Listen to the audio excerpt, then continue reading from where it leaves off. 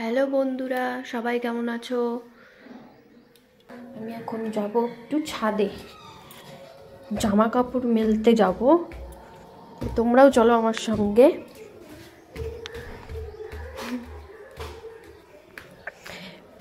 ছাদে তো ভীষণ রোদ, খুব রোদ, একদম ফাটাফাটি রোদ। কিন্তু জামা কাপড় মেলা হয়ে গেল। তোমাদের একটা জিনিস দেখাচ্ছি, দেখো দেখো আম গাছে কত মুকুল, দেখেছো? গাছে কত মুকুল ধরেছে, আর কয়দিন পরে আম ধরবে। আমার তো আম খেতে খুব ভালো লাগে, মানে টক আম না, মিষ্টি আম খুব ভালো লাগে খেতে। তো দেখো আমি এখন ঘরে যাব, নিচে যাব, নিচে গিয়ে একটা জিনিস দেখাবো তোমাদেরকে। চলো আমি নিচে যাচ্ছি, নিচে গিয়ে একটা জিনিস দেখাবো তোমাদেরকে। আমি নিচে গিয়ে একটা জিনিস দেখাবো তোমাদেরকে। আমি কিন্তু ছাদ থেকে চলে এলাম, দেখো ওই ঘরে মেয়ে টিভি দেখছে, আর এই ঘরে একটা জিনিস দেখাবো তোমাদেরকে। দেখো মেয়ে কিন্তু ক্লে দিয়ে অনেক সুন্দর সুন্দর জিনিস বানিয়েছে। তো এর আগেও আমি তোমাদেরকে দেখিয়েছি, তো এবার একটু অন্য রকমের বানিয়েছে। তো তোমাদেরকে আমি সবটা দেখাবো।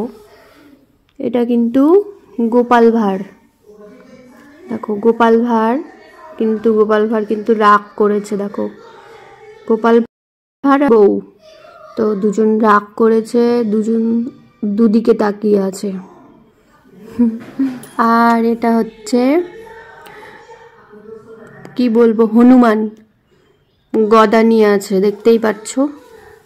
আর এটা কিন্তু মা কালী, দেখো মা কালী কিন্তু প্রচণ্ড রাগী। মা কালীকে দেখলেই বুঝতে পারবে তোমরা, খুব রাগী মা কালী। তো নিচে কিন্তু শিব ঠাকুর আছে। আর এটা কিন্তু একটা ছোট্ট পুতুল, দেখো ছোট্ট একটা পুতুল। আর এদিকে কিন্তু